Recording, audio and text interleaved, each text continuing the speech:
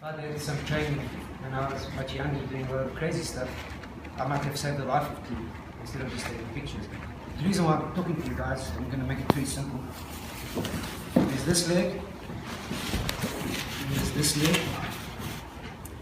What basically happened, I was on a dismounted patrol. I was in Afghanistan Valley, just south of Kandahar. No vehicle movement, it's all ground movement, it's all boots on the ground. And I wasn't on point, but I was the third man in line. And we were moving between two combat outposts. So there we were. I was documenting the guy up front with the dog. And you know, we typically follow each other's footsteps for all these reasons. You know, you try to step on the same ground that the guy stood before you. And we'd reach an area where the night before we'd found an IED which we destroyed in place. So the following morning when we got to that exact area, everybody got pretty tense, the platoon kind of fanned out. We turned into this rubble, and the guy with the dog went through. The guy providing security followed. I actually stood back and I waited until they got quite a distance away from me, thinking, okay, if shit's going to go down now, let me wait before I step forward.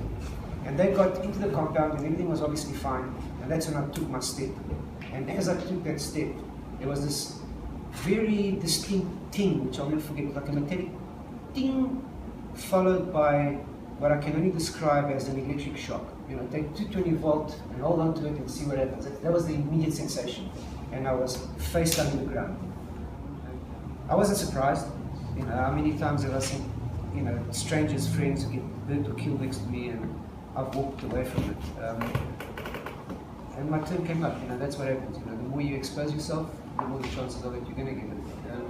You know, regardless of how much experience you have or don't have, you know, it's just war. You know, shit happens, and you know, you got to get ready for that. You know, you are playing with fire. It's as simple as that. You know, don't think because you got a camera or because you got a body armor or with friendlies, whatever the case may be, that you're excluded from the inherent dangers that go with war. You know, so it's as simple as that. So when I was hurt, I wasn't surprised. I was actually kind of okay with it. You know, it's kind of, well, my number came up. As simple as that. You know, and I think mentally, long-term recovery, that actually helped me, because there was none of this bullshit, oh God, why me? You know? It's kind of obvious, really. You know? You don't have to be a genius to figure this shit out. And that actually helped long-term in my recovery, because it was very clear in my mind why that happened. And I was always very aware of the possibility that it could happen, just from the experiences of having strangers and friends get hurt around me, you know, and, you know. So I'm back at work, I'm traveling, I'm covering stuff, you know, just, you know, 2 days ago, like 4 days ago, I was 1.4 kilometers underground, you know, doing a mining story, you know, in the roughest possible terrain you can imagine, you know, knee deep in mud and water, you know, and, you know, so, you know, there's life after death, I guess, you know, I mean, we're close to death. And, you know, I'm pretty tough psychologically, but you have those dark moments where, you know, you kind of wish you had died, especially in the beginning when I was, you know, I was in the bed for 6 months, tubes coming out of me, multiple surgeries.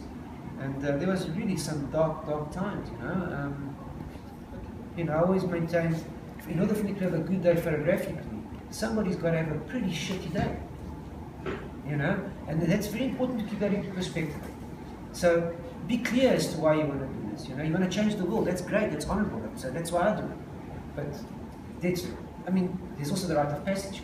Some people want to go to war because it's part of the human makeup. It's part of our psychology. You know, especially with males, I mean, you know, it's like the whole hormonal thing, I guess. So, there's many different reasons why people do this kind of work, but it helps to have clarity of thought as to why you're doing it, because when shit goes bad, it's going to go bad in a serious way. I mean, it will help you long term if you're doing it for the right reasons.